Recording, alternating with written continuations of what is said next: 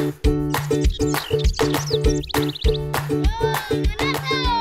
dia barongko dari Desa Kunyi, siap dinikmati. Ini nih yang paling ditunggu.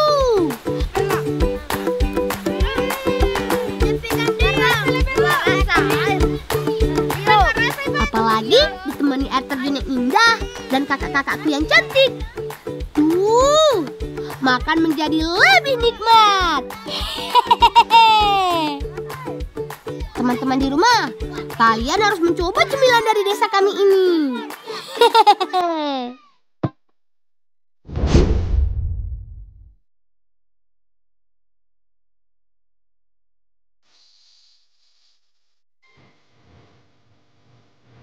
Perhatikan langkah teman.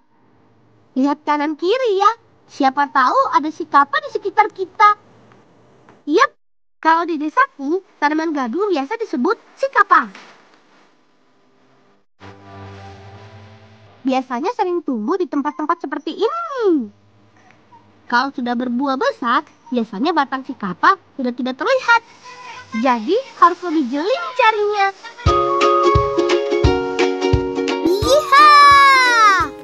Ketemu juga akhirnya. Langsung kita gali yuk. Cukup gunakan kayu yang diruncingkan ujungnya.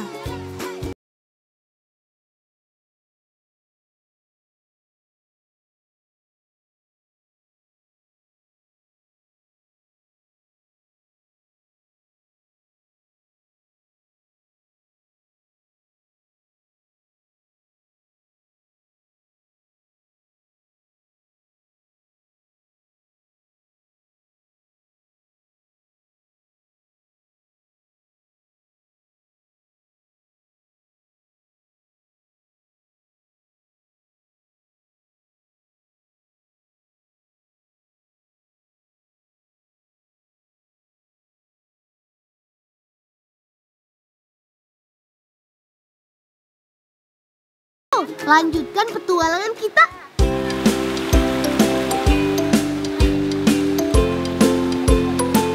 Si kapa atau gadung ini sebenarnya beracun loh teman.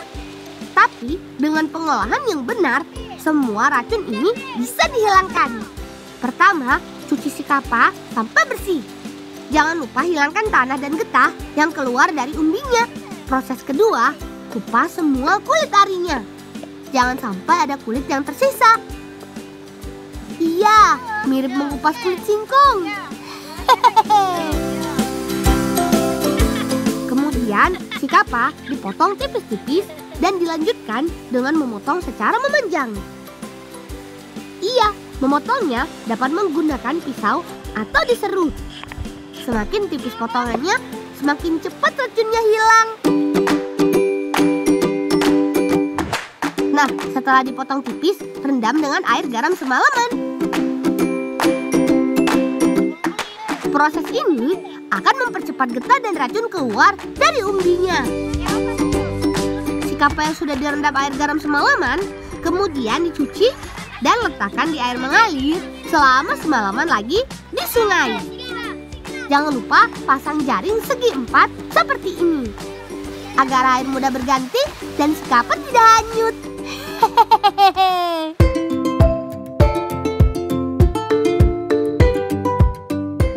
Warga di desa kami biasa mengawetkan si kapa agar dapat dikonsumsi ketika diperlukan. Bahkan, cara pengawetan ala desa Kunyi bisa bertahan selama setahun lebih. Perhatikan caranya teman. Masukkan si kapanya di dalam batok kelapa. Nah, batok kelapa ini berfungsi sebagai cetakan. Semakin padat si kapanya, semakin sedikit ruang kosong yang ada di dalam cetakan. Semakin sedikit ruang kosong, maka jamur akan semakin susah masuk. Karena sudah direndam di sungai, tekstur si kapa menjadi lunak dan mudah dibentuk. Hehehe, mirip seperti ubi rebus ya. Selanjutnya, jemur si kapa sampai kering dan mengeras. Proses penjemuran ini memerlukan waktu 4-6 hari tergantung terik matahari. Kalau sudah kering, tumbuk si kapa sampai halus. Yap, seperti ini nih. Jadi mirip tepung beras kan? Ayo, tumbuk terus jangan sampai tumpah ya. Jangan lupa saring menggunakan dayakan biar diperoleh tepung yang halus.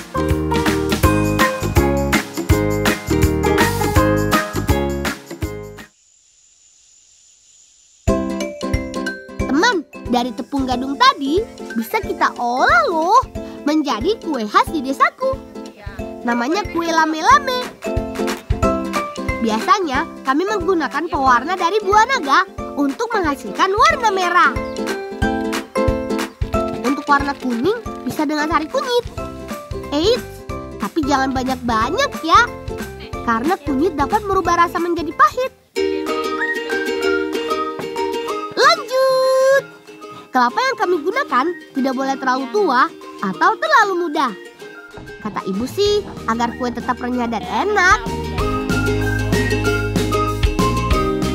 Tahap selanjutnya, campur kelapa dan tepungnya. Lalu, aduk sampai merata. Ini dia alasan kami menggunakan kelapa setengah matang. Karena kelapa akan dimasak dengan napasnya.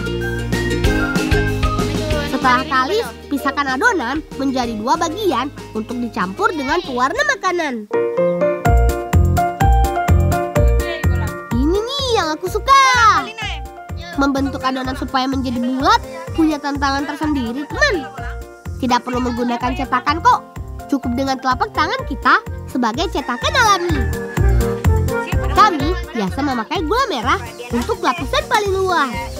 Tapi harus diserut dulu sampai halus agar lebih mudah larut ketika dipanaskan. Lanjut, goreng adonan kue sampai berwarna kuning kecoklatan. Tapi jangan sampai gosong ya. Sambil menunggu kuenya matang, panaskan gula merah sampai menjadi karamel.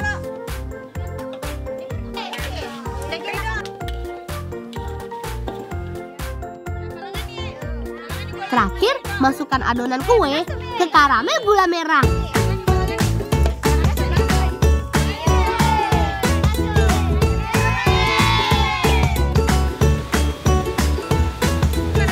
Jangan berebut ya, semua pasti kebagian kok. Hayo, warna kesukaan kalian apa? Kalau aku suka kue yang berwarna merah. Selain rasanya yang enak, agar mirip dengan warna ikat kepalaku. Apapun selera, warna dan rasanya, yang penting makan.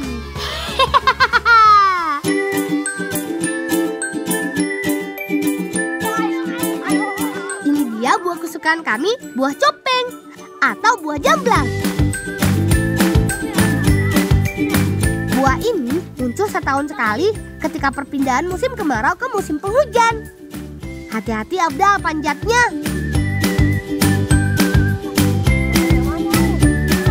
Buah mirip anggur ini beda pohon beda rasanya loh. Ada yang buahnya satu pohon asam semua. Tapi ini pohon favorit kami. Karena buah di pohon yang kami panjat ini manis semua. Ketik yang berwarna ungu tua kehitaman ya. Itu tandanya buah copengnya sudah matang. Lebih enak lagi dimakan langsung dari pohonnya. Segar.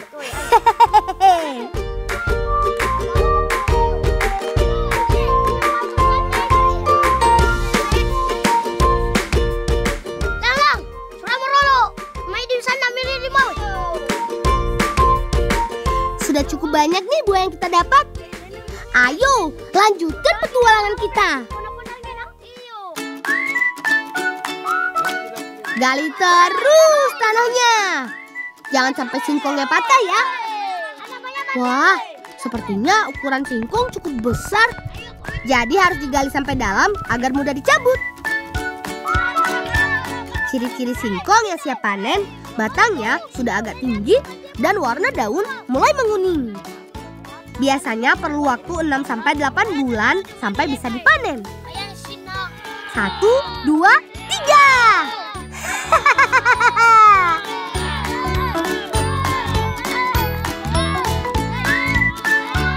Kami terlalu bersemangat mencabut singkongnya. Lumayan besar juga nih singkongnya. Kalau dimakan sendiri, lebih dari cukup untuk kami berempat. Yuk, kumpulkan semua singkongnya. Ikat jadi satu dan masukkan ke dalam keranjang agar mudah membawanya.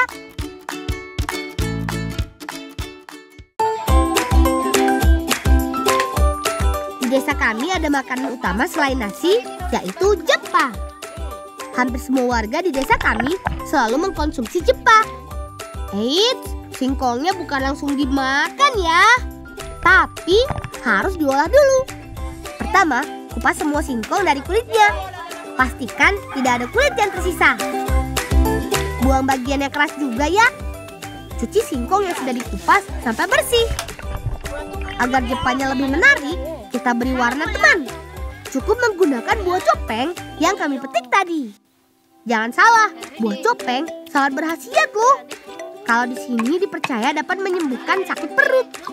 Kata guruku, buah copeng ini banyak mengandung vitamin C dan B. Nah, tumbuk copengnya sampai halus ya. Lalu peras dan ambil bagian sari yang berwarna merah saja ya. Campur copeng dengan ubi yang sudah diparut. Lalu aduk sampai merata. Semua ubi yang sudah rata dengan warna diikat dengan kain. Fungsi ikatan ini agar kain tidak pecah dan semua cairan di parutan ubi keluar ketika dimasukkan ke alat pres. Kalau di desa kami, alat pres ini namanya pangepeang. Alat ini sudah ada sejak aku belum lahir loh. Awet kan?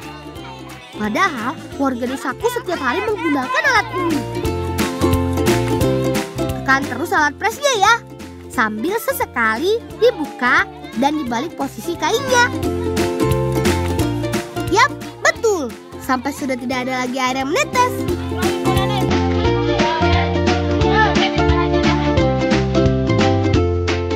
Jepa yang sudah dipres harus disaring supaya teksturnya lembut ketika dimakan.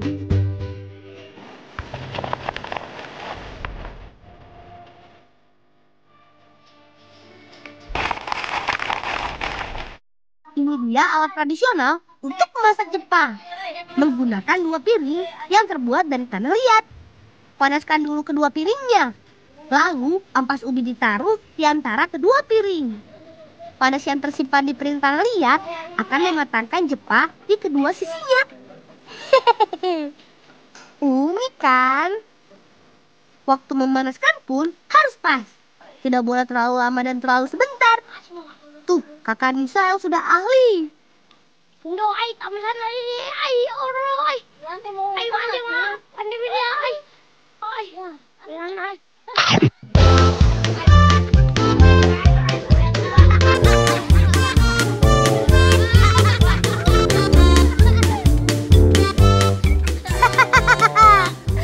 Sepertinya Arwan sudah lapar.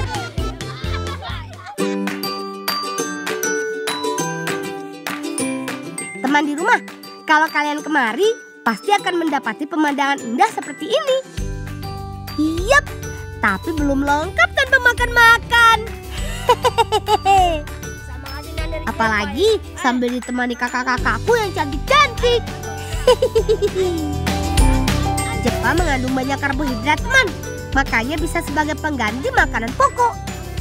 Jepa biasa dinikmati bersama lauk atau sayur. Dan yang paling enak dimakan dengan ikan kuah kuning seperti yang kami nikmati ini. Tempat kami menikmati jepa ini bernama Tara Ujung Pamboang. Kalau kalian berkunjung ke desaku, jangan lupa mampir ke tempat ini ya. Kalau cuaca sedang bagus, matahari tenggelamnya cantik sekali.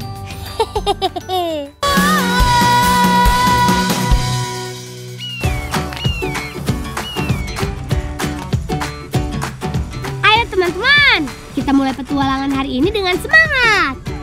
Teman di rumah mau ikut kami juga? Ayo, sini Jo, kita bermain bareng. Aku dan teman-teman punya tempat keren untuk bermain. Bersiap, loncat!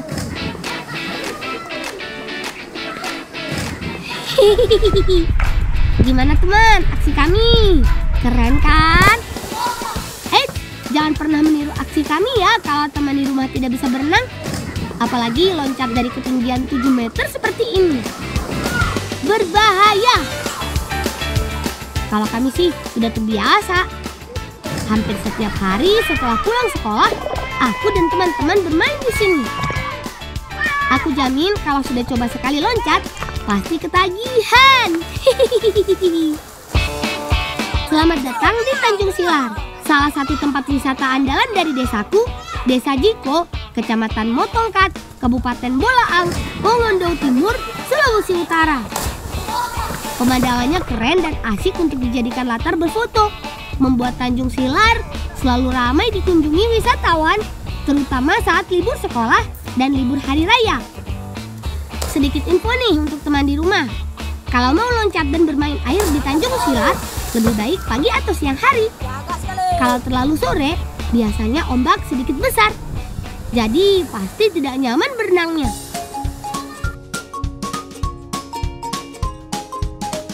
Ini dia tempat persembunyian lebah madunya.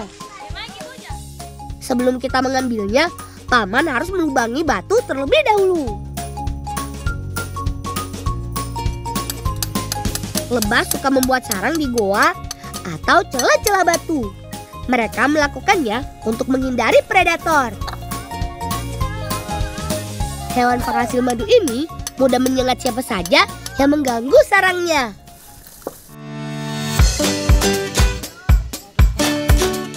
Sengatannya mengandung racun yang dapat menyebabkan gatal dan rasa terbakar pada kulit. Untuk menghindari sengatan, kami mengasapi terlebih dahulu dan agar lebah keluar dari sarangnya. Paman sudah terbiasa mengambil sarang lebah, teman. Kadang untuk dijual atau dikonsumsi sendiri. Teman-teman di rumah, kalau mengambil sarang lebah hanya boleh sama ahlinya saja ya. Tidak hanya madu saja yang berkhasiat untuk dikonsumsi. Sarangnya juga memiliki banyak manfaat loh teman. Salah satunya untuk menurunkan kolesterol dan mengobati peradangan akibat bakteri atau virus pada tubuh.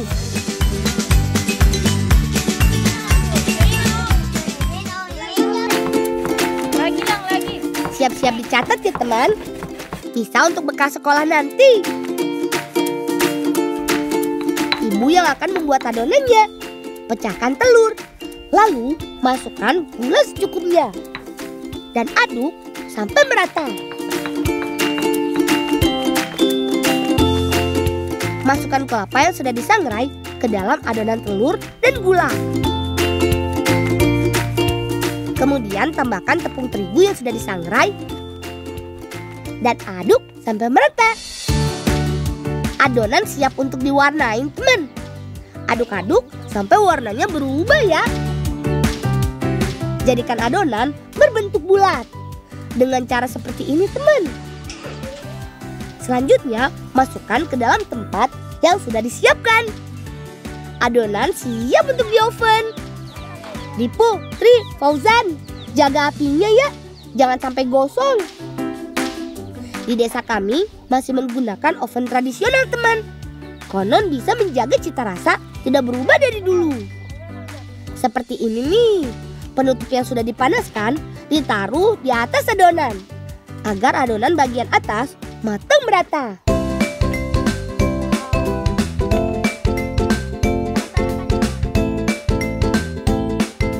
Tada!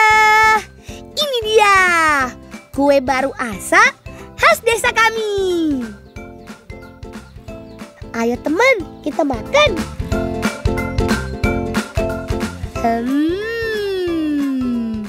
Rasanya mantul, mantap betul. Makanan ringan ini cocok sekali untuk teman ngobrol.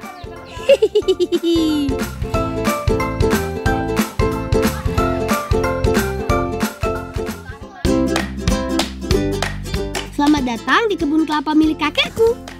Kali ini aku, Gesa, dan kakak sedang bantu kakek mengumpulkan kelapa untuk diangkut ke gerobak sapi. Semakin banyak yang mengumpulkan, jadi semakin cepat pekerjaannya. Oh iya, sudah ada paman di atas pohon kelapa. Oh iya, kelapa yang dipetik bukanlah kelapa muda loh ya, tapi kelapa yang sudah tua. Jenis kelapa ini yang akan dijadikan kopra. Kata kakek sih, memetik kelapa tidak ada musimnya. Hampir setiap hari, kakek dan paman melakukan kegiatan ini.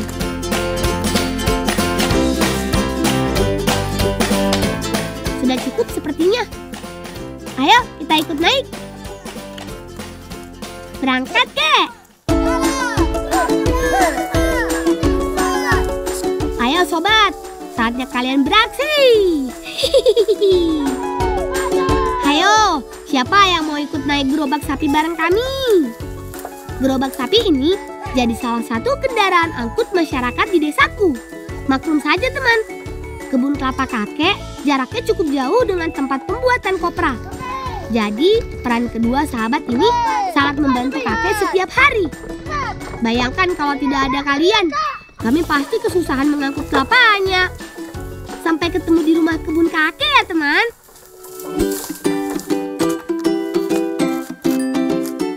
Selanjutnya, kelapa-kelapa ini harus dikupas terlebih dahulu sebelum diasapi untuk dijadikan kopra. Mumpung masih di sini, kita bantu kakek dulu yuk mengupaskan kelapanya. Sementara Gersa dan Artinu mengupas kulit kelapa, aku dan Gabriel bertugas membelah tempurung kelapanya. Kelapa sebanyak ini hanya kakek dan nenek saja loh yang mengupas dan mengolahnya. Kebetulan hari ini nenek sedang melihat kebun kelapa yang lain. Jadi tidak ada di tempat. Pilih ada tumbung nih. Oh kecil hijau itu. Ini manis sekali ini. Oh kamu coba dulu nih makan. Enak ya udah. Rasa. Dah enak. Dah enak sekali. Lang. Ya. Dapat lihat tombong. Ini nanti ada makan. Iya. Abis itu kumpul kamu bawa ke rumahnya. Kamu tunggu di rumah. Ya kakak. Aku kira tombongnya dibuang begitu saja. Ternyata kakak juga minta tuh. Kalau begitu, ayo kita kumpulkan Gabriel. Oh iya, tombong atau dalam bahasa umum disebut juga kentos. Biasanya ada di dalam buah kelapa yang sudah tua. Posisi kentos tepat berada di dalam buah kelapa dan menempel pada tunas. Selain rasanya yang enak, tombong juga banyak manfaat kesehatannya loh. Nanti deh kita tanyakan ke kakak. Soalnya ini marjo dong, terus mau apa kakak? Marjo dong. Marjo. Ternyata selain enak dimakan langsung, tombong juga bisa dijadikan ramuan untuk obat. Ada tambahan lainnya, namanya tanaman mayana. Kakak lagi siapkan daunnya. Pertama, tombong dikupas bagian luarnya. Tidak perlu terlalu tebal, hanya perlu menghilangkan bagian kasarnya saja. Selanjutnya, tombong kita peras satu persatu. Air perasannya sudah keluar. Pastikan perasan disaring ya, supaya kotoran dan ampasnya tidak terbawa. Peras dan saring juga daunnya. Campur dan aduk hasil perasan. Nah, sudah jadi nih ramuannya. Kak, oh iya, kami lupa. Ramuan ini kan kami buatkan untuk kakek. Sebenarnya beberapa hari ini kakek sering mengeluh sakit mah. Masyarakat desaku percaya perasan air tombong dan daun mayana bisa menyembuhkan sakit mah. Ayo kek, habiskan ramuannya supaya kakek bisa sehat kembali. Kita jadi bisa naik gerobak sapi bareng lagi nanti.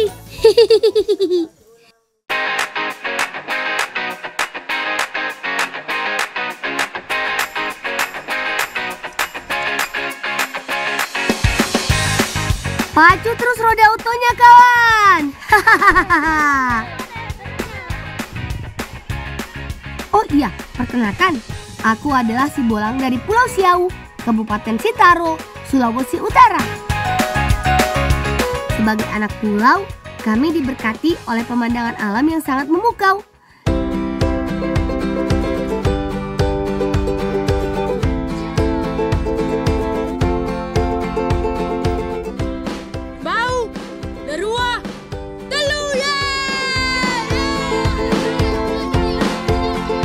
Permainan yang kami lakukan ini disebut balap oto bulu. bahasa daerahku untuk mobil-mobilan dari bambu. Permainan ini sudah ada sejak dulu loh teman. Bahkan kakek pernah bercerita sering memainkan oto bulu ini.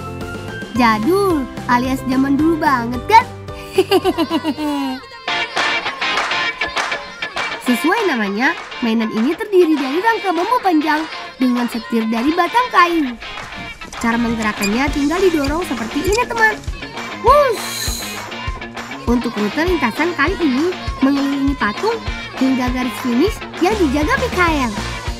Persaingan sengit tidak terhindarkan. Kami saling menyalip, bahkan ada juga yang sikut-sikutan. Kalau aku sih, yang penting gaspol dan manuver saat menemui tikungan.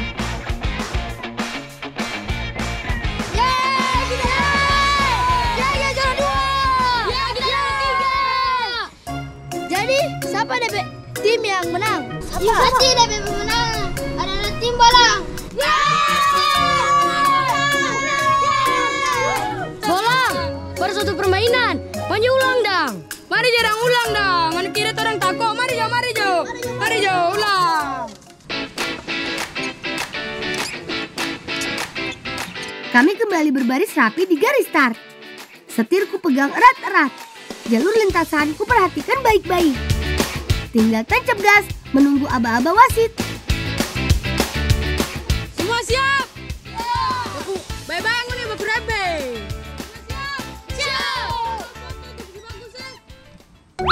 Sepertinya otonya Tiago mengalami kendala teman. Setir supaya bola tak jago. Ulang. Tunggu dulu ulang. Tapi setirin, tapi bola tak jabu. Ya, rasain tuh ada cabut. Bolang DP setir patah. Pasti tamang, ini DP oto ini dia suruh rusak parah ini, so susah mau bikin. Alasan pasti wanita alasan. Betul, ini dia suruh rusak parah ini, mau tunda aja dulu ini dia dah. Mari Jo, mau bikin dulu. Berarti tuh yang benar. Tiago ada-ada saja nih. Pasti gara-gara sikut-sikutan sama Dovan tadi deh. Kalau begini kan panjang urusan.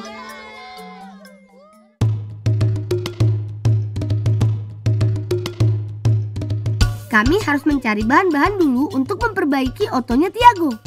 Salah satu bahan yang kami butuhkan adalah tali hutan. Untungnya di sini alamnya masih terjaga teman. Tidak sulit untuk mendapatkan bahan-bahan alami.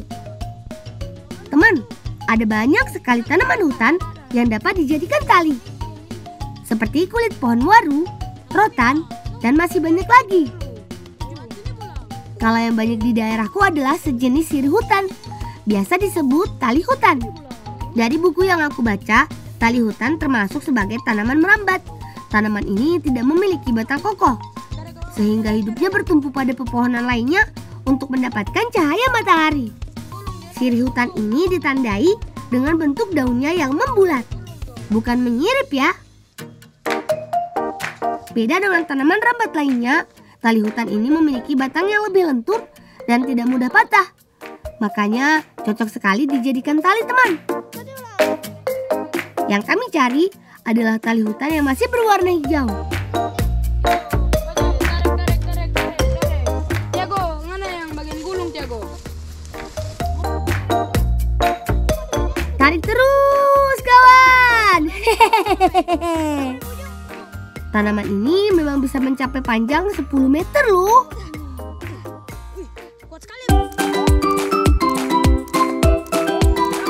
Kami mengambil tali hutan ini secukupnya saja. Hanya beberapa meter sudah bisa untuk memperbaiki otot Tiago. So gulung bye-bye itu? Sudah. Untungnya kami sudah mengumpulkan bahan-bahan yang dibutuhkan untuk memperbaiki otot buluh ini. Kerusakannya sih tidak parah. Sepertinya tidak butuh waktu lama untuk membetulkannya. Tenang Tiago, kami bantu perbaiki otonya. Orang, kayu ini patah. Lebih baik kami cari kayu baru Jo. Tidak apa-apa, nanti mau pakai tali ini Jo biar musuh kuat. Batang kayu yang berfungsi sebagai setir oto kembali dipasangkan pada rangka bambu. Setelah itu, tali hutan yang sudah didapatkan digunakan untuk mengikatnya. Tujuannya agar memastikan setirnya terpasang dengan kencang. Biar kalau ada kecelakaan tidak mudah rusak lagi. Setir sudah terpasang, tinggal bagian rodanya teman. Cukup dipasang seperti kepingan puzzle. Diego, sampai sudah jadi apa? Buat apa itu? Iya buat. Pokoknya sekuat lagi. Kalau begini, orang menang lawan pedorang nih bolang. Kalau begitu mari yang orang cari pedorang. Oto bulu kami masing-masing sudah siap melaju teman. Kali ini kami menggunakan lintasan yang berbeda, tepatnya di kawasan hutan kecil.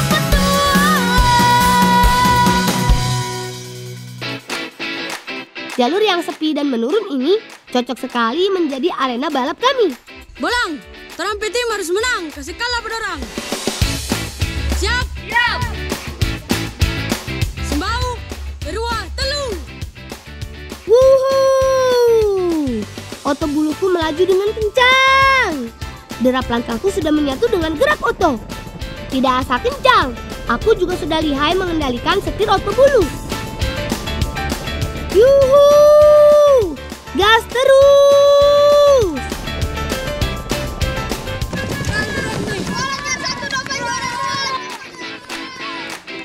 Yeay! Senang rasanya berhasil membuktikan kalau aku juaranya. Hehehe.